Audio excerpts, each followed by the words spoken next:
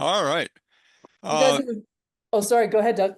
yeah, I was just going to very brief introduction on Sarah. Sarah's the CFO and plays all kinds of roles at ASES and just does an amazing job. She and Ella. And I'm so excited to have her do this presentation because I think it's just an amazing project that they've got going. So without any further ado, Sarah, feel free to say more about yourself if you want to. So take it from here. Absolutely. Okay. Well, thanks, you guys. Thank you for all those wonderful introductions about yourself. And, I can see why our conference was so amazing there when we were in Minnesota, just with all the super active members that MRES has. I just think it's one of the most vibrant of all the chapters that I personally have gotten to interact with. And thank you all so much for the work that you do for our climate, for our energy grid, for our country. Like it's wonderful. All the energy from MRES from when I first came to ASES, it's always been just a great vibe with you guys. I kind of wanted to respond to a bunch of stuff people said, but maybe we'll leave time more at the end for talking. So let me just jump into the story part of what happened. And I'm a little distracted by that brightness of that light. So let me just turn.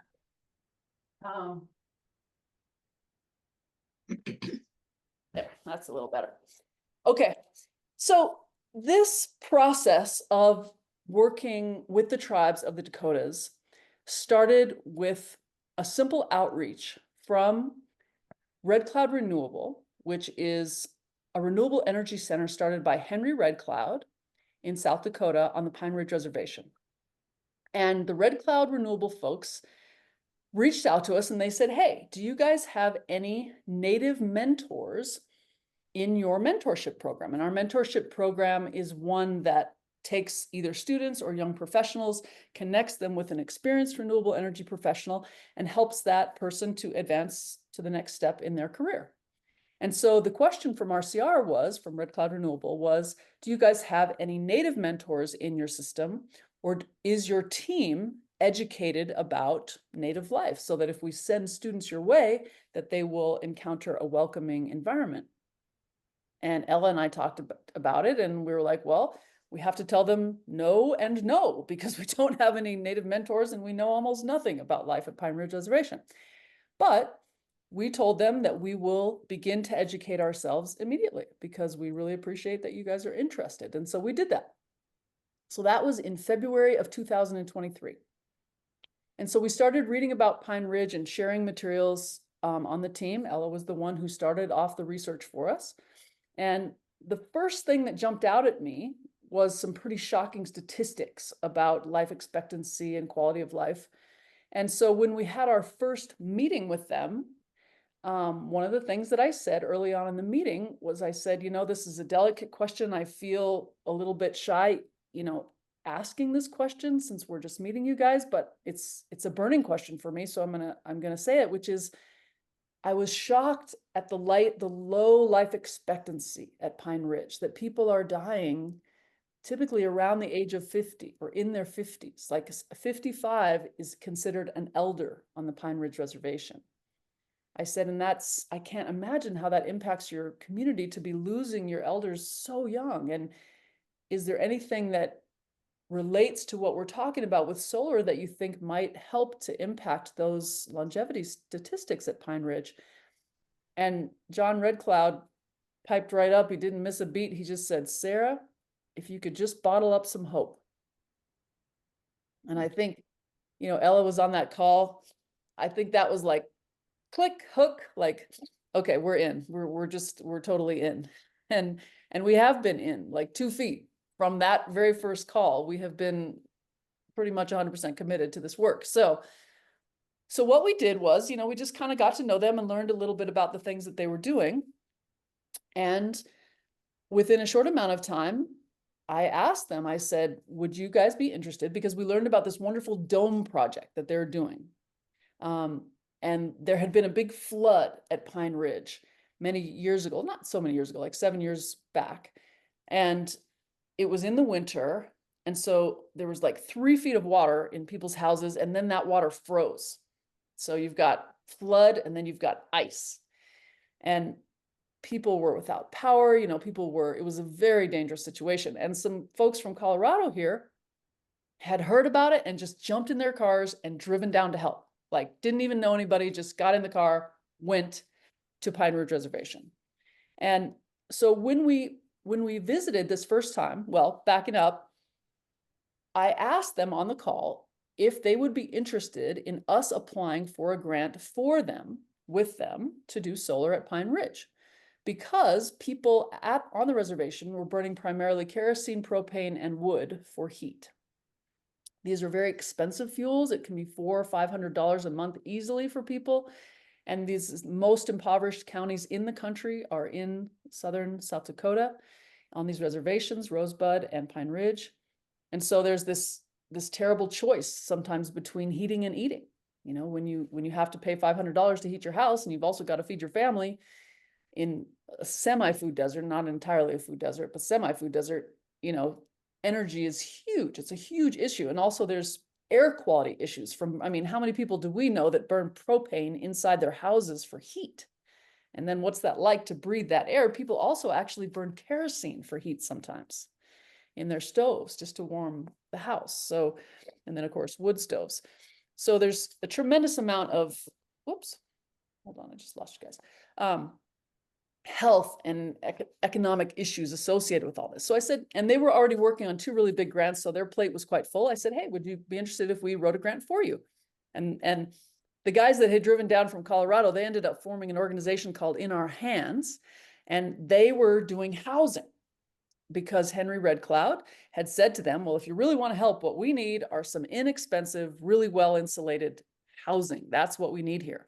So these guys had gone and invented this wonderful system using something called aircrete, where you can pour into a frame this aircrete liquid, mixture that cures in 3 days. And you have these beautiful cement dome houses. And so while we had proposed this and they were excited about it, and then just a couple weeks later, Ella and I jumped in the car together and drove down to Pine Ridge just to visit them and, meet the team, make a connection. We had a great visit. We slept in one of these wonderful domes. And while we were there, we talked about the dome, and John Red Cloud was on a meeting, and he said to the guys on the meeting, he said, hey, we want you to meet some people, and they're talking about applying for a grant to put solar on the domes that we're building. And one of the guys on the In Our Hands team named Crispy Ellis, he threw his arms up in the air like this. And he was so excited to have solar on the domes. And again, just, the need was so pressing and the enthusiasm was so tremendous, and just the connection with their team was such a click that it was just an irresistible project. So we threw together a federal grant in 3 weeks, which, has anybody on this call, just pipe up for a second, has anybody on this call ever applied for a federal grant? Just make a sound so I know. I see one. I see one person. That's Chris, has applied for a grant. Anyway, it is something. The feds make you work for that money, which is fair enough since it's taxpayer money. But we did it. Ella and I worked night and day for weeks, and we put this grant together. And we submitted it in, I guess it was April, right, Ella? Of 2020. Yeah. Yep. And then we found out in the fall, Ella actually saw a social media post because the announcement had gone to the wrong email address. She saw a social media post that our proposal had been chosen. And I get this call from her in Whole Foods. She's like, Sarah, I think they chose our grant. And so we were doing backflips. So let me just, I'm sort of talking a lot, telling you guys stories. Let me pause for a moment and let me just take a little survey among the folks here on this call. And Ella, by the way, feel free to chime in with a story, or, Ella's been right in the thick of this right alongside. So feel free to chime in with a story, Ella. Has anybody on this call, I know that there's a lot of Native life happening there in Minnesota. Has anybody on this call worked on a reservation, spent time on a reservation, done energy work on a reservation? I'm going to mute my audio for a minute and just pipe up and let me know, just so I know whether, where to start. What's you guys' experience on reservations?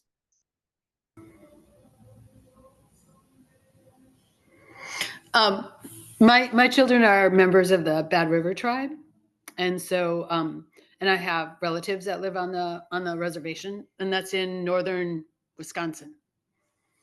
Nice. Is that Lauren Lindhoff Yeah. speaking? Uh-huh. And what is the energy situation up there? Lauren, do you know? They're not. I don't know what they're using for renewable energy, to be honest.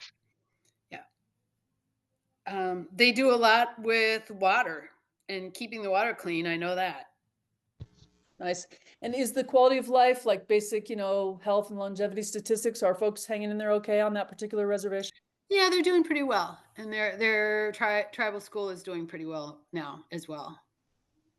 Nice. This is Patrick. I sold a 9.8 megawatt project for a native community in northern Canada, and the clinch was for them.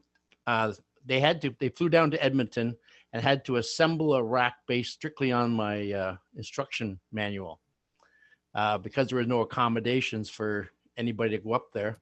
And I was obviously very nervous because some of them didn't know how to read English, but they managed to put it up. But it was a major project up there, offsetting diesel fuel for the whole community.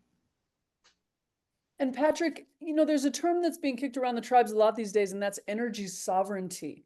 Yep. Since you're working on an energy project, is that a term that you heard used on the reservation? And I'm sorry, I missed the name of the reservation you were working on. It was a whole town, Fort Chippewa. It's an Inuit community, northern Canada.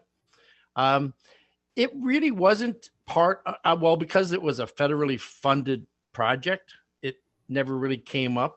Although living up in northern Canada, I know that other projects I've come across where if everybody thought it was a government-owned truck, it didn't have the same level of treatment as a band-owned truck. If you follow my logic, because they figured the government had unlimited funds. But when they installed it themselves, they took a lot of pride in the work they did. It was installed, correctly in time, producing. It was very well made. But I think they took pride in doing it themselves. I think they would have had a different opinion had it been a bunch of gringos flying in and setting it all up and leaving town versus the community themselves installing it. Does that make sense? Nice. Yeah, absolutely. Sovereignty is a huge issue. I mean, you're dealing with conquered peoples. So, regaining. And sorry. Go ahead, Patrick. Finish. I was going to say with the Inuit, of course, it's a little different situation than on the res in America. It's a lot different. They're the ones who look at us and laugh as what are you guys doing up here? But I know that in the U.S. and well as in Canada, there's how do I best describe this? It's a different atmosphere. I've been to South Dakota along that highway that goes along I don't remember the number, but along the southern edge there into the Badlands. And you're right, the poverty there, I had never seen that other than in third world countries. So I think your guys are doing a fantastic job. And if you need any technical assistance, I know you have a pretty wide array of talent to choose from, but anything I can do to help support your project is I'm right here for you, as our whole organization is. Oh, thank you, Patrick. That means a lot. What a beautiful thing to say. Thank you. It's so interesting to have worked up there. Sarah, Doug. I haven't worked on the res, but I've worked with people up north of the cities.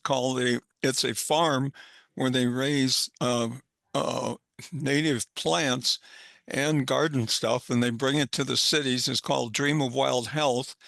Then Chris and I have also worked with a native group here in town called McGizzy.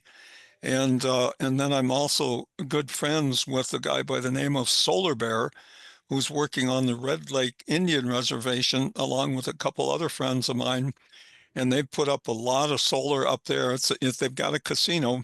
And then on top of that, they've put in this huge battery that they got from China. And they're working on trying to get that set up.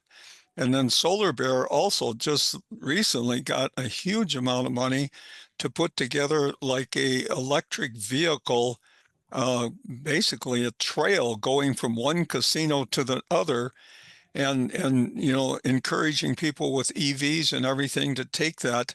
And he told me about it in Mankato a couple of years ago, and he just was kind of brainstorming with a friend, and it ended up they put in a grant, they got it. I mean, he's been to Washington, he's been to all kinds of events, you know, because of this uniqueness of what he's doing. He has, I think it's close to 20 electric vehicles, everything from, you know, the Ford F-150s to, you know, cars and stuff like that that goes around their reservation at Red Lake. So, you know, it's been really interesting to get to know him, and he has spoken a couple times on our speaker deal. So if you want to know more about him, I'm happy to tell you, or you can check out his videos. So, You know, I already did. The oh, last the okay. last time that you and I talked, you told me about him, and I Googled, Oh, and it seems like he's just doing amazing work. And yeah. it's just wonderful enthusiasm was jumping off the page, and everything that, you know, and everything that was shown about his work. I would love to meet him. If you wanted to connect us, like if he was ever in Boulder, he could come and meet with our team. That would just be wonderful. Yeah, he would be a great one to do a presentation, I think, because he's got so much going. In fact, I just saw today that he's opened up another branch of his operation, and it's all about training the young Native people on working around solar and batteries and stuff like that. So he's really doing a great job. That's great. Is there anyone else who has some experience on reservations that they'd like to share with us before I jump into some more information? Okay, so let me talk a little bit more about the challenges that people face and the way that solar can influence lives. So I'm going to hit you. There's a term that I learned on the reservation. It's called poverty porn. And I feel sometimes a little bit shy about, you know, just kind of hitting people with these really heavy statistics. But, you know, you guys are all here because you care about these issues. And so, you know, this is in the spirit of what can we offer, not in the spirit of, you know, sensationalism or anything like that. So but these are, you know, these things are true. So, therefore, you know, I share them in the context of our project. Diabetes, 800% above the national average. Cancer, 300% above the national average. Water polluted with multiple, that's one of the reasons that folks were put up there on that particular reservation, is because there was such terrible pollution of the water up there through natural minerals. Some of it is exacerbated by mining, but a lot of it is just, you know, the minerals that are naturally found in the soil there. There is a problem with cartels up there because they're, you know, somebody mentioned that it was like a third world country. The reality is that this is called a fourth world country, meaning that there's almost no economy. So a lot of times people are having to leave the reservation to make a living at all. Homicide, 200 missing and murdered women and children in one single year, in a community of 25,000 people. So if you scale that like to Boulder, that would have been 800 people in the city of Boulder in 1 year. Just 10 days ago, I was talking to one of my colleagues at Rosebud. 4 teenagers had committed suicide in 1 week at Rosebud the prior week. So that would be 3 weeks ago now. They lost 4 adolescents to suicide in 1 week. So, you know, I could sort of go on and on with these statistics. But again, I don't mean to be sensational, but that is the reality. In our country, on these reservations, these are the conditions that people are living with. And that's, you know, they are dying very, very young. Addiction from historical traumas that are passed down through the generations. So how can solar impact this? So one of the things that happens is, And maybe I'll just kind of show you some slides that I had put together for you guys while I'm talking, just so you have something to look at besides me. So give me a moment. Let me just share my little presentation. I'll give you a visual while I talk. Make sure I'm in my right view, slideshow view. Okay, so this country is just so wonderful. I'm going to interspace difficult things with fun things in the pictures. So the Badlands are just this wild, open country. Like I've told you some of these harsh things that people are dealing with, but one of the wonderful things out there is how much space there is. There is not a strip mall every other place, every other mile. There's wonderful open country. Oh, that was just me making a joke. But take a look at the housing, you guys. Do you see how people are living in such extreme climate with broken windows? You can imagine the insulation on these old trailers from the 70s and 80s. There's been a lot of penetrations of water into the houses. So people are dealing with serious indoor health issues like mold. Mold can make people really, really sick, and people know this. So they leave their windows open a lot of the times. In the dead of winter, they're trying to heat their houses with wood, propane, kerosene, sometimes electric heaters. But they're also leaving the windows open because they know that their kids need fresh air. There's been a lot of methamphetamine on the reservations, been a big problem there. So houses get condemned. There's a huge shortage of housing. So now we're here more into the solution. This is the great Leo White Bear Sr. holding an inverter with his giant smile inside one of the domes. Here's ways that solar can transform things. So solar is such a clean energy source, and it's such an inexpensive energy source compared to what people are dealing with. So compared to what people are paying for. So when you can cut $250 a month out of the budget of a family, that is a huge savings in this particular economic environment. You know, if they're able to stop paying for so much propane or so much wood, it can really tremendously impact a family. When you're also adding the dome project, so you're able to offer a family a home in addition to solar, there's so many social problems that can influence. So obviously you've got indoor air quality, that, you know, you're not dealing with an old moldy house with no insulation or water penetrations. You're dealing with a nice new house, and you're dealing with such lower energy bills, but you're also helping to relieve overcrowding, and overcrowding leads to real issues with domestic violence, which there's quite a bit of on the reservation because there's so much pressure with people packed so closely together. And like Ella and I slept in one of these domes, and they're just wonderful. You can see one of the domes here, and I love this picture that Carly took, so I just put it there. This was on the cover of our magazine. We love this picture. You know, and the domes feel kind of like a teepee. You know, they feel sort of traditional when you're inside them. They're round. They're about that same shape, a little bit bigger, obviously. 2 floors. They've got a loft upstairs. The ones that we've stayed in were beautifully painted inside. Just wonderful. And you're not having smoke inside the house. You're living in a house that doesn't have smoke, so you don't have to open the windows in the winter. I love this picture, just like the warm light coming out from the dome and just kind of walking into this home thing at night. You can see the shed that was built there for the utilities on the side of the dome. There's some that just come out of it. I want to look at you guys now. I want to stop looking at these so I can talk to you. Stop share for a minute. Okay, so what does solar offer? It offers not only, energy sovereignty is for the community at large, and that, that brings pride to the tribe, and it helps to feel sovereign from these oil companies that have done so much damage in the area, and there's been so much poisoning of the water in various reservations from oil companies. So getting off of the grid that's, in many cases coal-fired, has its own kind of pride. But scaling down just to the level of one dome that's solar powered, sovereignty for a family is a big deal. Like, for example, Ella and I visited the home of a wonderful couple. Arlo Ironcloud is the name of the father in the family. They have 2 kids. I'm sorry, I'm not remembering his wife's name, although I did meet her.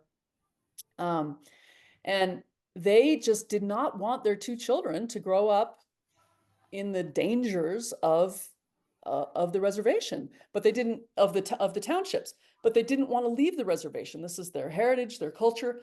They wanted to raise their kids at Pine Ridge, where they had been raised, but they wanted their kids safe. So they went off. Pine Ridge is huge. It's like about the size of Connecticut. It's 1.2 million acres, if I'm remembering right. Massive place and not densely populated at all. But there's not a lot of services out there. So Arlo and his wife took this bus, they took their kids, and they moved out to this remote part of the reservation that Ella and I drove up to.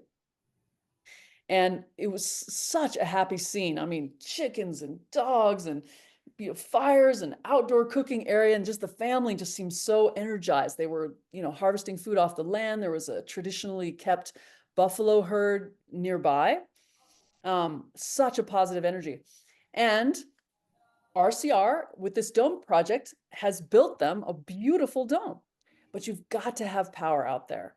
So for Arlo to be able to keep his family there in the winter and have solar power that's off the grid enables a family to have sovereignty and for the parents to be able to protect their children from the dangers that the other res kids are exposed to on such a daily basis where they live. I don't know. It's just a wonderful feeling to be able to contribute to something so brave. It's so courageous of them to take their kids out there in a climate like that, and live differently and live a more traditional life and a more safe life for their children. Now, and we are working on solar panels for sure. Arlo is going to be one of our recipients, but as it happens, the utility company decided to bring a pole up there too. So they're going to have both on and off grid options there for Arlo and his family. So indoor air quality is huge for people's health and safety. Economic savings is huge when you're dealing with this intense of poverty. And the ability to potentially have solar with battery backup and get people away from these very dangerous little townships with methamphetamine and drugs and homicide and just all kinds of horrible things, to give people options. And especially when you combine it with the domes, it can be life-changing for a family.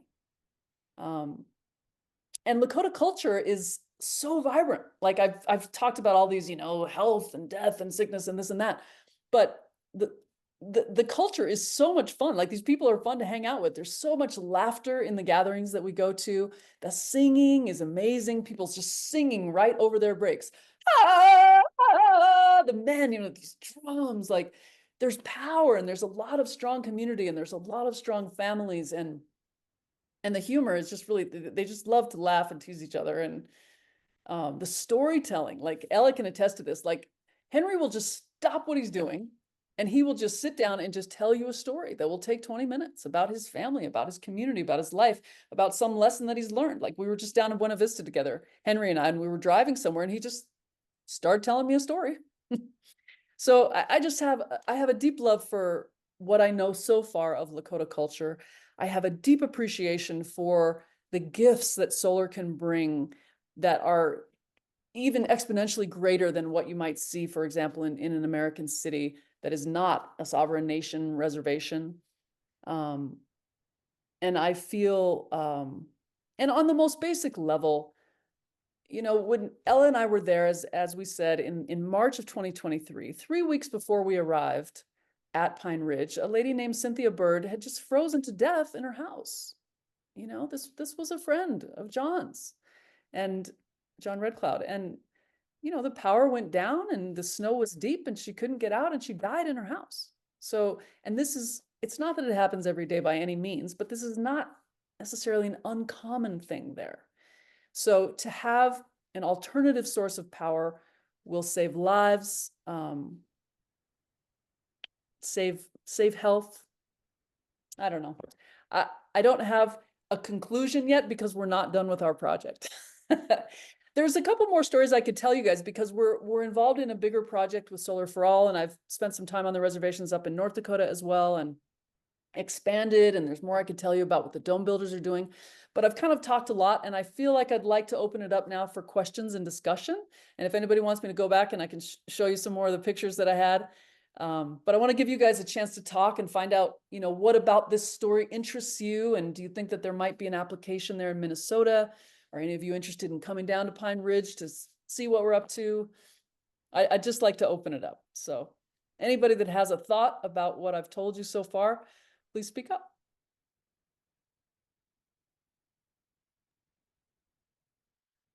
Pete, go ahead. Thanks, Doug. Hi, Sarah. I hope the echo isn't too bad in here. My thing is solar electric for domestic hot water and space heating, DC direct, not connected to the grid. I create my own controllers and I'd like to share this. But I gather from what you're saying is that many of your homes are remote, but the grid follows them home, so to speak. Or are many of these homesteads where they're off the grid if they're to have any electricity at all? So originally, Pete, our vision, the way that we wrote the proposal in our naivete, because we sure didn't know much when we started, we wanted to do a fair amount of off-grid homes for the reasons that I was describing, that we called our project Project Tiošpáye, because Tiošpáye in Lakota is a word that means home, community, safety, security. That's the way that people used to live in Lakota life, where families would group together and share resources. So this family over here would be very good at, tanning hides and making teepees. And this family over here would be very good at gathering certain kinds of vegetables. This family over, there would be a family of healers. So they would share resources, and there was a headsman that would make sure that each of the different families had what they needed. If someone was widowed, would make sure that another family was providing, food, meat for that family. So Tiošpáye has a very deep meaning in the Lakota language and the Lakota culture. That's why we named our project Project Tiošpáye, because the vision was for more families like Arlo's to be able to move back to the homestead lands, and that we would provide off-grid solar for them to be able to do that. And then reality bites. What really happened was that there's an organization called TIPO, which stands for Tribal Historic Preservation Office. And it can take so long to get approval to put a stake in the ground because of the laws protecting tribal lands, for very good reasons, very good reasons for these laws. But it was just prohibitive for our project to be able to do that. And so we've kind of had to pivot, and more of the solar is going to go on grid connected properties then. And also the money kind of ran out for the domes because, of course, just everybody's learning this is all new. It's taken longer and taken more money than they thought to build the domes, so there's not as many. So to get back to your question, most of these projects are going to be grid tied projects, domes and just freestanding, just houses, trailers and homes that were already there. So tell me a little bit more. I'm still a newbie in the solar world, full of enthusiasm, but not as full of knowledge as most of the people on this call. So tell me more about your process. And you were saying you'd like to offer it. In other words, you'd like for people on Pine Ridge to be able to use this this technology that you're expert in? Yeah, I and others are working on solar electric direct for heating applications. It's basically the silicon-based version of solar thermal. It's just that silicon is cheap and copper is not. So we can use it very advantageously for heating applications, domestic hot water being primary, but diverting to space heat, very reasonable here in the northern tier. And it doesn't have to be connected to the grid. And in that, I thought would be appealing in South Dakota, because last I checked, South Dakota does not have net metering. Definitely does not. Okay. Doug, could you create an email that connects Pete and I? And Yeah. maybe you and I could have a call or a Zoom call. And maybe Pete, you could also come and join one of our group calls with our board, because there will be people more knowledgeable than myself that would be able to make that connection for this new kind of solar thermal. Because we thought that solar thermal was too expensive for our project. I mean, it's certainly the best way, and in the long term, from everything that I've heard, it's very much the best, most economic way to heat with solar, but that it was prohibitively expensive. So if you have something that would make it within reach, that would be so welcome. And I'd like for the, more experienced people than myself to hear what you have to say. Yeah, Doug will make sure we're connected, but solar thermal used to be affordable, but that was only because silicon was expensive and copper was cheap, and now they are reversed. So we'll connect. Wonderful. Thank you so much for your contribution, Pete. Pete, put your contact information in the chat if you would. That'd be great. Sure, I'll do that. And I have a question. I'm my aunt, yeah. Doug, could you talk to her about real? I'm wondering about air hot, hot air. There. So, for heating the buildings. So Yeah, one of the companies here, in fact, they work a reservation called White Earth is building hot air panels, and it's a simple process of just collecting the energy from the sun on a dark material and then taking that heat and blowing it into homes and stuff. And on some people that were in like low income areas, this company Real actually was able to get financing from the government to help offset the cost of doing this. Instead of the government giving them money to buy fuel, they were giving them money to put in this solar air heat. And we have an example of that on our solar tiny house. And so I got one of those units for a friend of mine that lives in almost in downtown Minneapolis.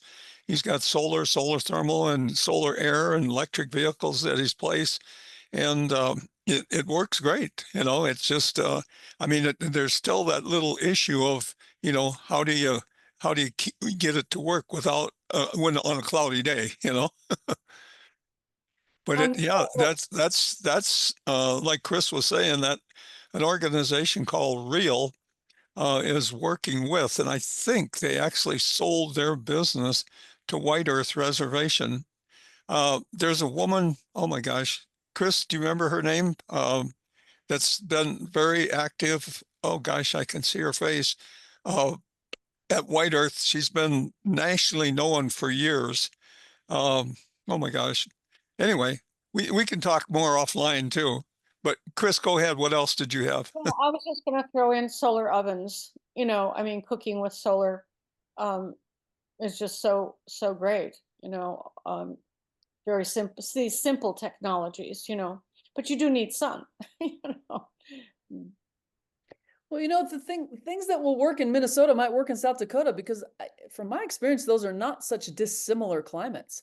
South Dakota is probably a little more extreme than Minnesota, but not by much. So if you guys are successfully using solar ovens there in Minnesota, I bet you they could use them successfully in South Dakota. Very definitely. We have a world-renowned expert on solar ovens that's presented to us and also been part of our eco experience. And we could hook him up with you also. He has, I guess, from what they say, the largest collection of solar ovens in the country, all different types. And, he uses them at his own home in Minneapolis. And so, but yeah, that's another great idea of just, another way to offset energy costs. And he also travels all around the country and even the world, giving talks and touring the ovens. There's a lot of people who do this, Yeah, we've cooked 5 different meals in our solar oven this summer. Wonderful. Yeah, we have the solar ovens a lot at the conferences, and people bake cookies and stuff in the ovens while we're having the conference. They seem to work great. Even has one, Sarah, that is a trailer mounted one that is just huge. And I don't know if he has been at one of the, I think he's been at one of the conferences. He hooked up with you guys when you were in New Mexico, I believe. And Luther is Luther, what is it, Chris? Kruger? Yeah, it's Luther Kruger. Kruger, yeah. But he's very knowledgeable on solar ovens, and like I say, that trailer mounted one he's got is quite the attraction.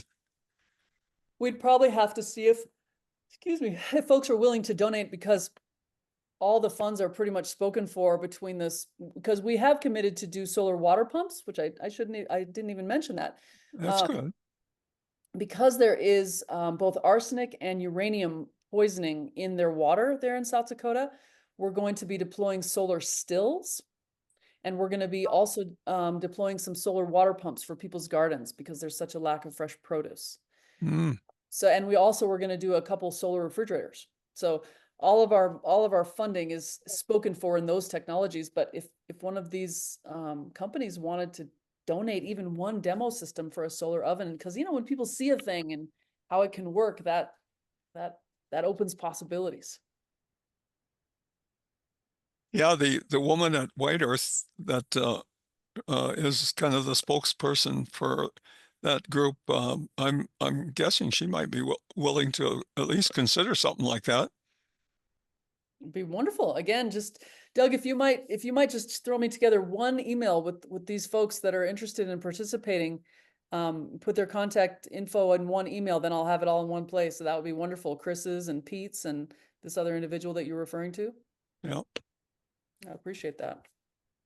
Doug, include the Solar Oven Societies also, because they're working with helping hands, people helping, persons helping people. Persons helping people.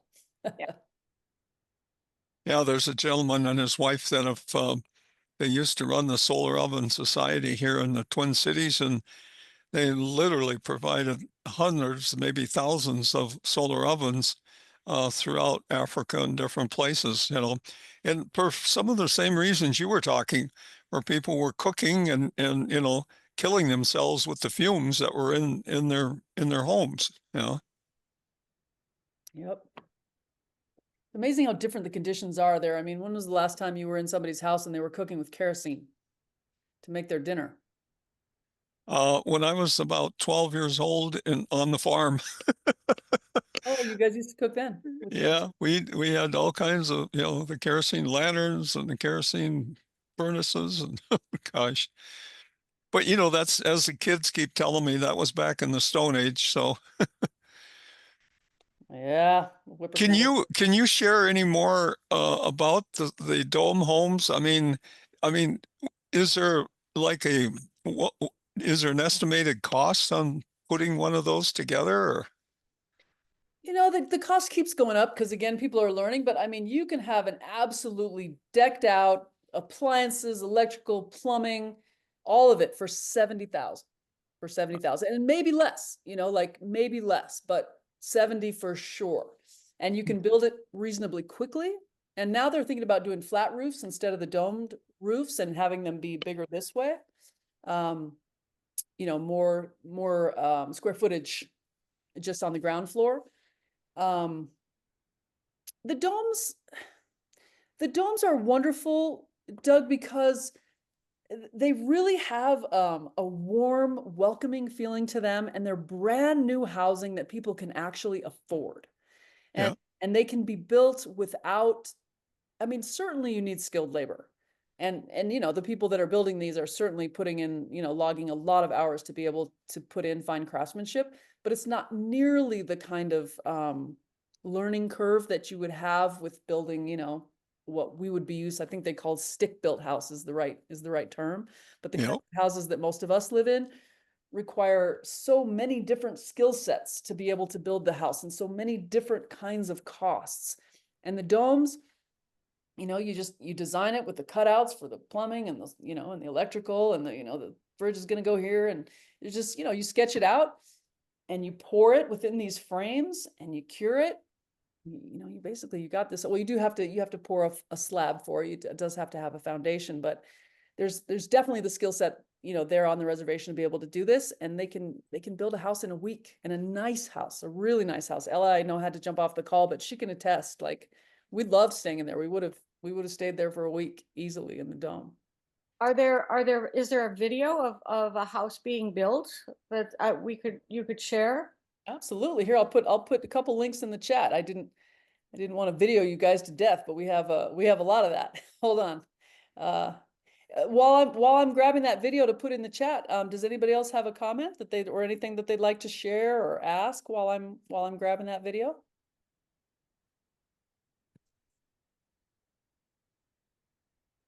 Barbara, you're our rocket scientist. You got to have a question for this. You're muted.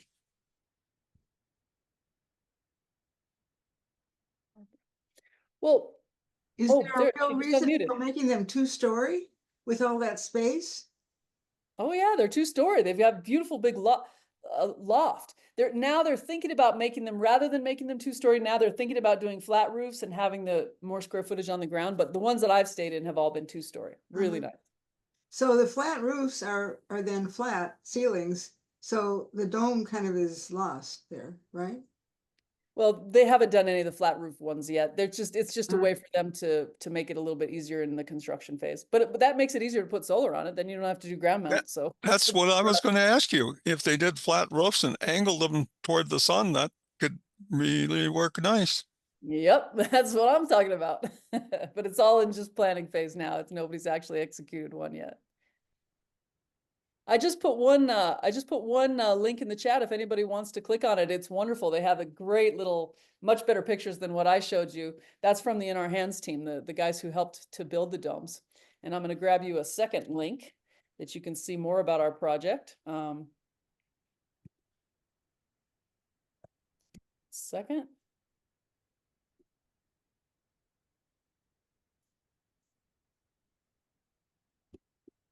So here we are in the 21st century, the people of the Oglala Lakota. Sorry for the noise, you guys. I grabbed the link and started talking.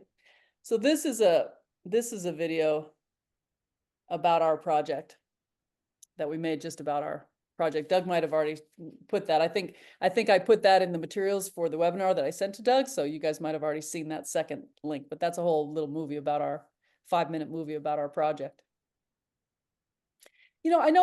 I think, are we supposed to wrap at 6, Doug, or do we have? Yeah, it's 7 our time, and if there's enough questions, we can keep going.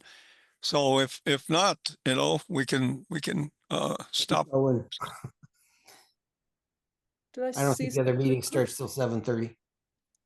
Yeah, we've got about another 15 that we can use. Well, I kind of was, feel free to you guys jump in if you have more questions and comments. It's a struggle here every day. 1970, 1960. Somebody seeing the video, I see, yeah? I can hear Henry Red Cloud talking in the background. Somebody's watching the video. Yeah, that's a great video. He's a wonderful person, Henry Red Cloud is.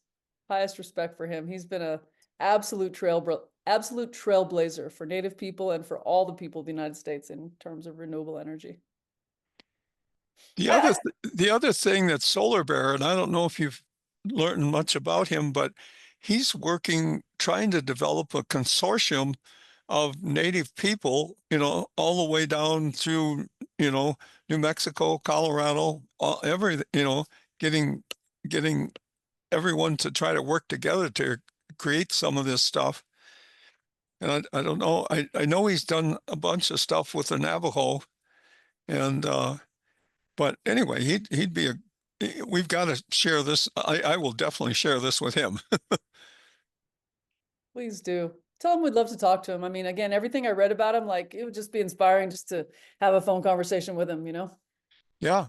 He's just an amazing guy. He's just, like I say, he was brainstorming when he came up with that electric highway thing, and it just really took off. So, Doug, I'd like to, before we wrap, I'd like to throw a question back at the group.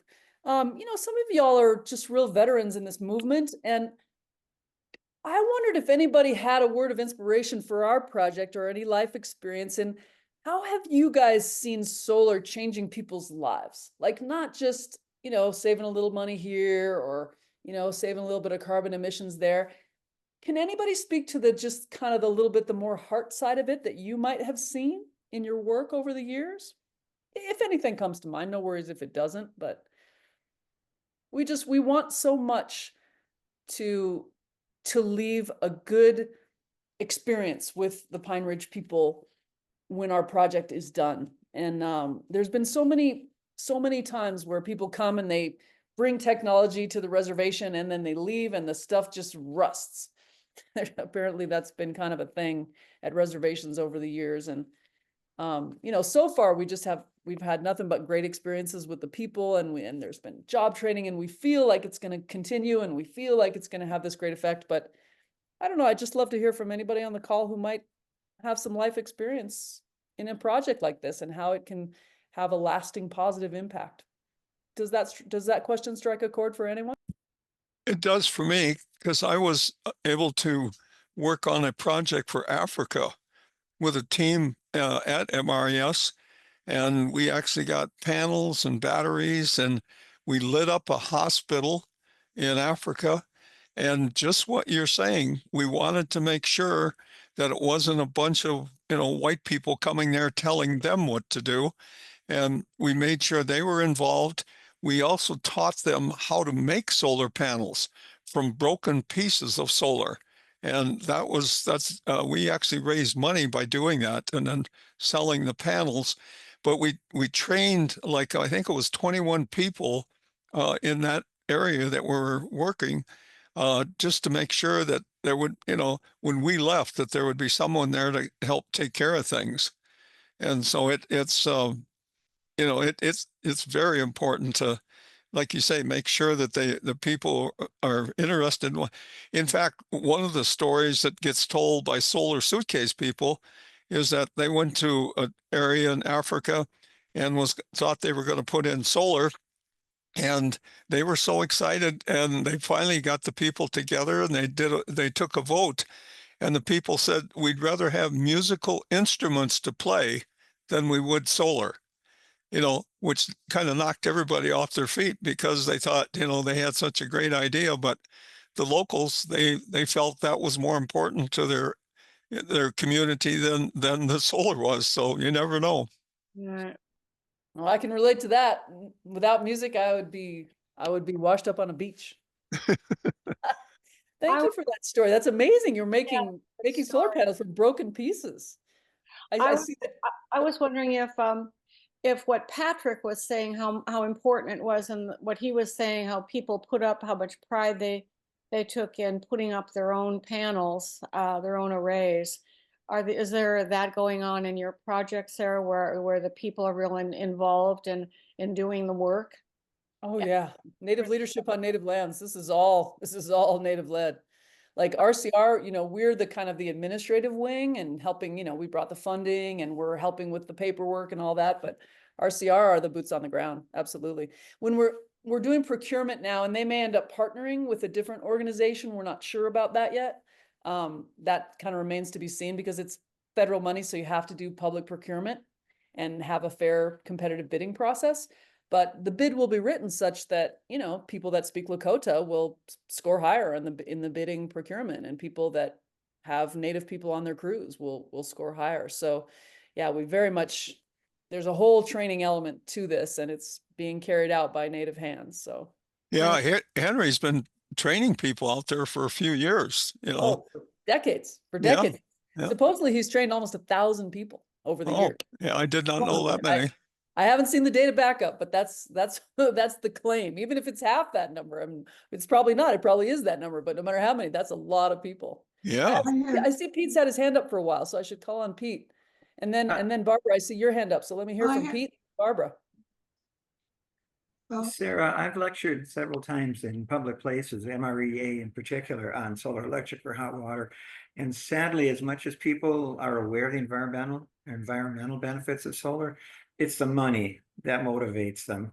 And I think what you're going to find is the energy impoverishment on the Rosebud and other reservations, Pine Ridge, is going to motivate people too, because they just don't have the money. They'd like to be egalitarian and think of environmental benefits, but people are motivated by money, and they always ask about return on investment. No matter what their political persuasion or anything else is, they ask about the money. So of course, when you're in survival, then survival is what matters, and it'd be foolish to turn your attention anywhere else. Yeah, you got to get to tomorrow. Yep. I have Yeah. two Barbara? comments. Thanks for that comment. Oh. Barbara, go ahead.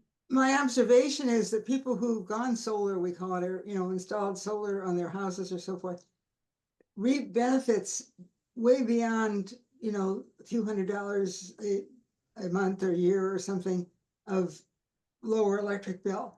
They feel better about it. They feel they're producing their own energy and, not, and they almost stick it to the, whichever finger you want to use, the rest of the utility or whatever, that they no longer have to buy electricity.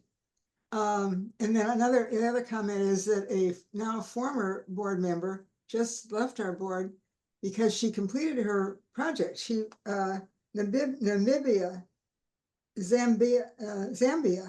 in Africa. They had a housing project and they had houses there, but they didn't have any electricity. And she says that she found out how to do it and provided, an electrical resource there so people could have electricity, batteries and solar panels. And I don't know much more about it. Doug could probably provide, Catherine Schaefer is her name, I think, but. Yeah, a big thing like on the African projects is just being able to create light at night, because the people are working all the time to survive and they have time at night, but it's so dark. We have pictures of kids going into a local community that had a couple streetlights and they're sitting under the streetlights trying to read their books and stuff. So just being able to have a light in their home is a really powerful thing. It's amazing, isn't it? Yeah. One of Well, our we one of take our so board much for members- granted. Oh, yes, we do. That's why I was so shocked when I saw these statistics. I was ashamed that I didn't know. I didn't know that people 5.5 hours up the road were suffering this intensely. I just didn't know. And our board member, Dave Ginley, who's one of the top scientists over there at NREL, they've worked on projects in Africa, and he said that energy, that power was one of the top priorities for people, more than housing, more than other stuff. So in some communities, it's just so high on their list to get power for their village, for their people, for their family. Do you know their utility? Is it Black Hills Power and Light? Well, there's La Creek and there's Nebraska Public Power. And that's a whole nother topic, like the relationships between the reservations and the utilities. It can just be surprisingly fraught. It can be very contentious, which is sad. That's a relationship that I don't understand. I attended a meeting with a whole bunch of rural electric co-op managers through the Solar for All program. And, there was probably 40 of them there at the meeting. And you could tell it was sometimes the tension, you could cut it with a knife just between the communities and the utilities. So there's just a lot of healing to do there, a lot of bridge building. I see a hand here and I see the name is MF Brink. And also I noticed that you had some questions in the chat that I'd be happy to answer. I'm sorry, I don't know your first name. Will you say your first name again? Mary Florence. Mary Florence. What a beautiful name. So, Mary yeah, Florence, do you have a comment or would you like me to answer your questions from the chat? I just wanted to be sure that someone saw the questions and answered them. So that's all. Thank you. Let me answer them now. I just saw them a moment ago. So the domes, the ones that they've built so far are about 500 square feet, which sounds small, but they don't feel small inside. Again, if Ella was here, I think she would back me up on this. Because they're so open, the ceilings are so high, and the two lofts, and it's all circular. It's all one floor on the ground floor. It's all one room, sorry, on the ground floor. And you've got your kitchen area over here and your sitting area over here and a bathroom over here and your little utility area over there for washing clothes and such. So it's just in this circle, these different living spaces are distributed around the circle, and it feels actually quite spacious inside. And then the loft upstairs is just beautiful, the big bedroom. There's sleeping areas downstairs as well. And then the upstairs loft is all a sleeping area. And so it's, 500 square feet sounds small, but it does not feel small. I mean, I think four people could live very comfortably in one of these domes. So is that the ground floor square footage, or does that include the loft square footage? I believe it includes the loft. So it's 200 well, actually it's more like maybe 300 square feet of living space on the ground floor and 200 up top. And the newer domes might even, like Arlo's dome, which was one of the more recent ones, is probably even a bit bigger than that. It's probably more like 550, 575. So it's, you know, it's about 3/4 square footage on top, the loft, and then, so, no, I'm sorry, I didn't say that right in terms of math. So just for round numbers, for a 500 square foot one, it's probably around 300 of living space on the bottom and 200 on top, because you got a whole space for the stairs to come up. And so it's like, you know, if you imagine a pie, it's like 3/4 of a pie of living space on the top, and then the whole pie on the bottom. And you asked, Mary Florence, about agrivoltaics. So we would love to do agrivoltaics on the reservations. There's also been talk about hydroponics, because Yes. the weather is so extreme. But that conversation was in the context of Solar for All, which, had the election gone differently, I might have all kinds of things I'd be excited to tell you guys about Solar for All, but kind of putting those hopes a little bit on the shelf at the moment. You know, next we'll see how all that shakes out. Next webinar, I might have some good stories. But we are involved with Jack's Solar Garden here. Our Zen program is involved with Byron Komanek and Jack's Solar Garden. We had 10 subscriptions that we purchased for low-income families here in the Boulder area. And so we're super excited. And one of our goals for this project, which we do not have the money to do an agrivoltaic project in this context, but we really would like to get some of the team from RCR to come out and see Jack's Solar Garden, so that they can see how wonderful it is and just kind of plant the seed. And if by miracle Solar for All survives the administration change, then we have a whole lot to talk about, because we are a major sub-awardee for Solar for All. So, and agrivoltaics will hopefully be part of that. Excellent. You have some agrivoltaics going up there in your area? I think they're starting to do some with sheep farming.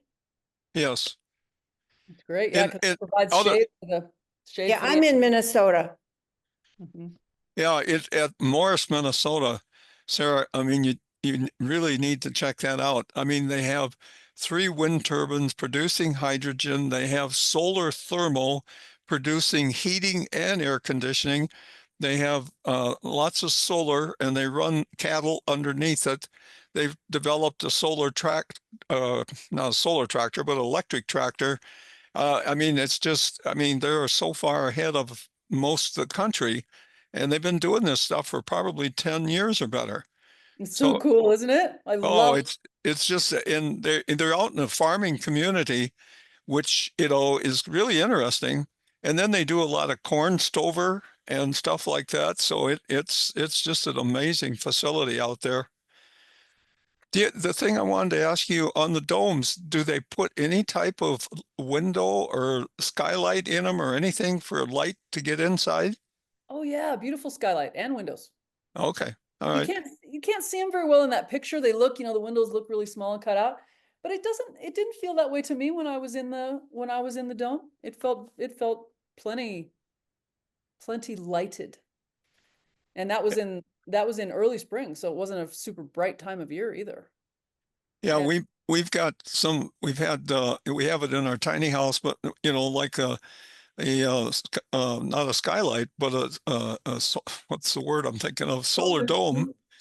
And you know, and even has a little photovoltaic unit within the capsule, and it stays you know, puts on a night light and everything, and it's just so that would, to me, just that structure looks so neat to me. But you know, if you don't have any light in there, that would be bad. So okay.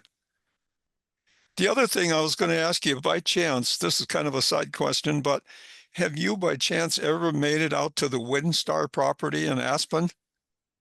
I have not. Okay, that was John Denver's place, and they had a 3-level geodesic dome out there that I just absolutely love. And now there's a company in Colorado selling geodesic domes that are pre-built, and you know, they're in kit forms, and people can a couple schools here in Minnesota have got them, and I keep pushing others to take a look at them, because you know, it provides another whole living space that just, you know, they fish and water and plants and everything, you know. So anyway, something else. I would love to see that. I mean, any excuse to go to Aspen, right? It's so beautiful. We just missed it though. It's the time to go was like 3 weeks ago. That would be the perfect time, or even any time in late September to the beginning of November is a perfect time to go to Aspen. Yeah, I used for 10 years. I went to a conference out there that John put on and in Aspen, and actually their facility is out in Snowmass, which is a little bit, I guess it's west of Aspen. But yeah, that's pretty beautiful country. Well, Mary hey, Florence, I saw that Mary Florence had a question about tulip wind turbines, and I would ask Doug if you might add Mary Florence, her contact to that email of people that I need to follow up with, because I don't know what a tulip wind turbine is, but I've been very interested. There's so much wind resource up in yeah, in the Dakotas, and the small wind turbines is what interests me personally, because there's the issue with the bats, and the eagles too. Like the native people that I spoke with in North Dakota, not in South Dakota, but in North Dakota. And this, I'm certainly not speaking for like all tribal people of North Dakota, nothing like that, but just the people that I was in contact with when I was working in North Dakota, were not interested in any kind of commercial scale wind, even though there is a lot of it up there, because they just can't stand to see the eagles getting caught in the turbines. And then the bats, their sonar navigation gets really messed up by there's a right word for it if somebody has it, the centrifugal force or whatever of the turbine. So so small wind turbines, yeah. home scale wind turbines, I would be super interested in that. So please give me Mary Florence's information so that I can follow up and find out what a tulip wind turbine is. Okay, or you can Google it too. I'm sure you'll find it. But Sure. But just at least put a reminder in there in the email, so because otherwise I'll forget, so that I know to look it up. it's a small company that's looking to expand, and I keep getting offers to invest in my Facebook feed. So I kind of did a little research on it, and it kind of excites me. Definitely interests me. I see Tommy just put a comment in the chat about Missouri wind and solar turbine. Again, Doug, if you wouldn't mind, just because I'm paying attention to people, I'm not like putting things, I'm not grabbing the information from the chat. Maybe you could grab what Tommy just put on there and put that on that same email for me, if you would. Yeah, if people provide their email to us, we'll definitely get it to you. And just to remind me what, people said, like, that one from Tommy and the We also, this is being taped, so we'll have the tape to go back to. Oh, good. So that'll help. So, and speaking of wrapping up, we're a little bit over time. So if any final burning questions with anybody? If not, Sarah, thank you so much. This has been fantastic. You